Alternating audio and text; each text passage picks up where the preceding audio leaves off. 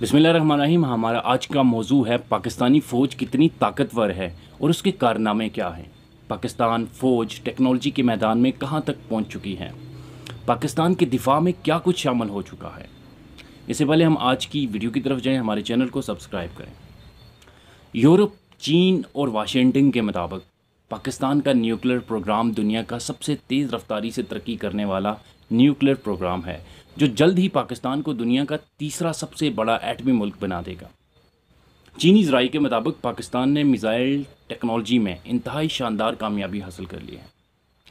जब Usama bin Laden का पाकिस्तान में मारे जाने का ड्रामा हुआ करेंगे, अमेरिका ने कहा हम ऑप्शन पर गौर करेंगे। पाक फ़ौज ने फौरी तौर पर कुछ इकदाम उठाते हुए जनरल कियानी साहब ने सैटेलाइट टेक्नोलॉजी के हामिल मिसाइल हत्फ 7, बाबर और क्रूज़ का तजर्बा किया। यह इंतहाई निचली परवाज़ करने की सलाहियत रखने वाला मिसाइल है और रडार पर नज़र नहीं आता। निचली परवाज़ की वजह से इस मिसाइल को निशाना बनाना भी नामुमकिन है। जबकि परवेज़ मुशर्रफ ने अमेरिका में बैठकर धमकी दी कि पाकिस्तान दुनिया के सबसे छोटे एटमी हथियार बनाने में कामयाब हो चुका है। मतलब पाकिस्तान क्रिटिकल लिमिट से कम मिकदार में एटमी मवाद में फ्यूजन का अमल करने की सलाहियत हासिल कर चुका है, जिसके बाद अमेरिका का गुस्सा झाग की तरह बैठ गया। अमेरिका और रूस अशरों तक छोटे एटमी हथियार बनाने के दावे करते रहे, जिसमें अमेरिका ने 43 किलोग्राम वज़न का एक एटमी हथियार बनाने का दावा किया, जिसको आज तक दुनिया का सबसे छोटा एटमी हथियार समझा जाता है। इसको एक बड़ी तोप से फायर किया जा सकता है, लेकिन पाकिस्तान ने इतने छोटे एटमी हथियार बना लिए हैं जो एक ब्रीफ केस में भी ले जाए जा सकते हैं। पाकिस्तान दुनिया के उन चंद गिने चुने ममालिक में भी शामिल हो चुका है जिसने ऐसे ड्रोन्स बनाने में कामयाबी हासिल कर ली है जो हमला करने की सलाहियत रखते हैं। याद रहे, भारत जैसा मुल्क जिसका दिफाई बजट पाकिस्तान के दिफाई बजट से तकरीबन 6 गुना बड़ा है, असलहा, रादर, ड्रोन और लड़ाका तैयारी बनाने से कासर है, मगर अल्लाह के फजल से पाकिस्तान ये दोनों हथियार मुल्क की सतह पर तैयार करता है। कुछ दिन पहले पाक फ़ौज ने दहशतगर्दों पर कामयाब ड्रोन हमले करके सबको हैरान कर दिया। अल्हम्दुलिल्लाह पाक फ़ौज अब तक 250 से ज़ायद इस किस्म के ड्रोन्स तैयारे बना चुकी है और इस तादाद में बहुत तेज़ी से इजाफा किया जा रहा है। बहुत जल्द पाकिस्तान ऐसे ड्रोन्स भी बनाने लगेगा जो ज़्यादा वज़नी हथियार उठा सकेंगे, यहाँ तक कि छोटे एटमी हथियार पे। ऐसे ड्रोन्स बनाने में ज़्यादा वक्त दरकार नहीं होगा और जिस तरह पाकिस्तानी इंजीनियर्स दिन रात एक करके काम कर रहे हैं, बहुत जल्द ऐसे एटमी ड्रोन्स बनाने में भी कामयाब हो जाएंगे। याद रहे, ऐसे ड्रोन्स जो कि एटमी हथियारों से लेस छोटे मिसाइल उठा सकें या फिर एटमी वारहेड ले जा सकें, जंग का पांसा पलटने के लिए काफ़ी होते हैं। इंडिया को अब तक ये यकीन दिलाया जा रहा था कि जंग की सूरत में पाकिस्तान एटमी हमला करने में पहल नहीं करेगा, क्योंकि जवाबन उसको भी एटमी हमला सहना पड़ेगा। इसी एतमाद के सहारे इंडिया पाकिस्तान के ख़िलाफ़ अपनी फ़ौजी हिकमत अमली कोल्ड स्टार्ट डॉक्ट्राइन के नाम से तैयार कर रहा था। इस जंगी मंसूबे पर इंडिया अब तक अरबों डॉलर फूंक चुका है। पाकिस्तान के कम range ballistic missile, drone technology और छोटे एटमी हथियारों ने इस जंगी हिकमत अमली को ज़मीन में गाड़ दिया। इंडियन माहिरीन का ख्याल था कि चूँकि पाक फ़ौज को पाकिस्तान के अंदर ही बहुत ज़्यादा मसरूफ़ कर दिया गया है, इसलिए अगर इंडिया अपनी कोल्ड स्टार्ट के तहत 9 लाख फ़ौज के साथ सिंध से मुलहका इलाकों पर हमला करता है, तो उसका मुकाबला करने के लिए पाकिस्तान की सिर्फ 2-2.5 लाख फ़ौज ही दस्तियाब होगी, जिसको इंडिया पीछे धकेल सकेगा। ताहम अब अगर इंडियन आर्मी सिंध में दाखिल होती है तो पाक फ़ौज उनको थोड़ा सा आगे आने का मौका देकर छोटे एटमी हथियारों की मदद से उनको तबाह बर्बाद कर सकती हैं। पाक फ़ौज सिंध के सहराओं को इंडियन आर्मी का कब्रिस्तान बना देगी। इन हमलों से ताबकारी भी नहीं फैलेगी। इन हमलों को इंडियन सरजमीन पर पाकिस्तान का एटमी हमला भी करार नहीं दिया जा सकेगा, जो इंडिया को पाकिस्तान पर एटमी हमले का जवाब दे सके। इंडिया को पाकिस्तानी सरहद अबूर करने के लिए अपनी सारी फ़ौज से हाथ धोना पड़ेंगे।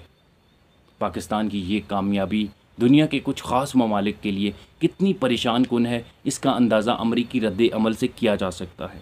अमेरिका पाकिस्तान के न्यूक्लियर हथियारों की जासूसी के लिए सालाना 23 अरब डॉलर खर्च करता है। इसको इतना इल्म ज़रूर हुआ होगा कि पाकिस्तान इस मामले में वाकई गैर मामूली कामयाबी हासिल कर चुका है। यही वजह है कि बज़ाहिर एक कमज़ोर नज़र आने वाले पाकिस्तान पर अमेरिका बराह रास्त हमला क्यों ना कर सका। अल्हम्दुलिल्लाह पाकिस्तान वो हथियार बना रहा है जिसके बारे में भारत कभी सोच भी नहीं सकता, मगर पाकिस्तान ऐसे हथियार मंजर आम पर नहीं लाता, जिसकी दो बड़ी वजह हैं। एक बड़ी वजह पाकिस्तान पर पाबंदियां लग सकती हैं और दूसरी वजह दुश्मन को वक्त आने पर ज़बरदस्त सरप्राइज़ दिया जा सके। एक तरफ मोदी अपनी आवाम को कहते नहीं थकता कि हमने पाकिस्तान पर सर्जिकल स्ट्राइक करके सैकड़ों दहशतगर्द मार दिए, अभिनंदन को कौम का हीरो बनाकर पेश करते नहीं थकता।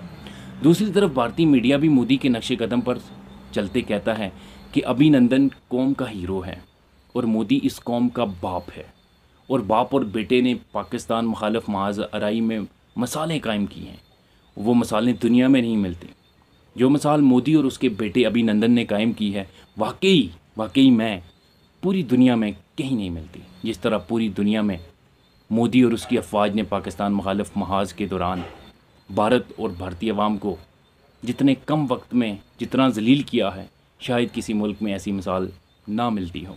दूसरी तरफ इस जलालत में भारतीय मीडिया ने जो किरदार अदा किया है, उस पर पाकिस्तान भारतीय मीडिया को 21 तोपों की सलामी पेश करता है, और स्पेशली मैं तो 23 की पेश कर रहा हूँ।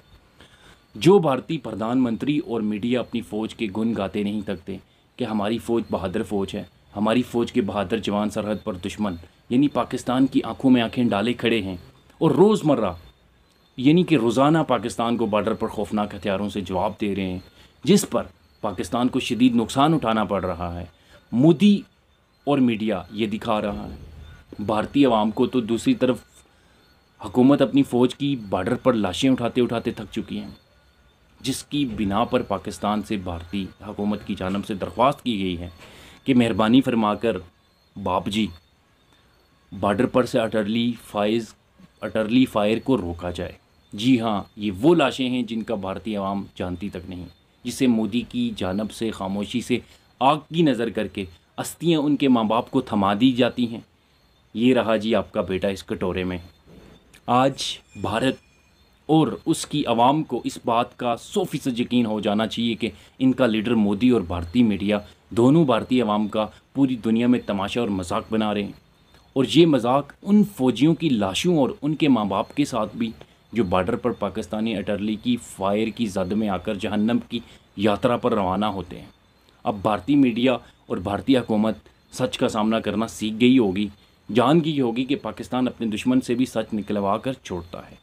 28 फरवरी से लेके आज तक बॉर्डर पर जितनी भी क्रॉस फायरिंग हुई, उस पर भारत को जो नुकसान पहुंचा, उसका अंदाज़ा भारत की पाकिस्तान से इस दरख्वास्त से लगाया जा सकता है। अब मैं 3 मंजरनामे पेश करूंगा और आपको फ़ख्र होगा पाकिस्तानी फ़ौज पे। पहला मंजरनामा सद्दाम हुसैन की शहादत के बाद इराक़ के हालात ख़राब से ख़राब होते गए। दहशतगर्द तंजीमें ज़ोर पकड़ती गई। चंद महीनों में ही पूरा इराक़ दहशतगर्दी की लपेट में आ चुका था।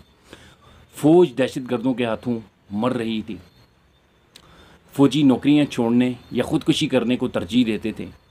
दाश के हाथों अपनी आवाम को कटते हुए सरों को इराक़ी फ़ौज बेबसी से देख रही थी। नतीजा आपके सामने है, पूरा इराक़ आग और खून के समंदर में डूब रहा है। दूसरा मंजरनामा, शाम में चंद लोग हुकूमत मुखालिफ निकलते हैं। गैर मुल्की ताकतों की हमायत से हुकूमत के ख़िलाफ़ बगावत उठ जाती है। दहशतगर्द तंजीमें अपना आप दिखाती हैं। बशारुल असद की फ़ौज दाशी जंगजूओं के सामने रेत की तरह बिखर जाती है। शाम के इलाकों पर दाश के जो मजालम और सुतम के पहाड़ तोड़ती है, उनकी नज़ीर नहीं मिलती। शामी फ़ौज दाश के सामने बेबस होकर कीमियाई हथियार इस्तेमाल करती है। मामलात मज़ीद ख़राब होते हैं।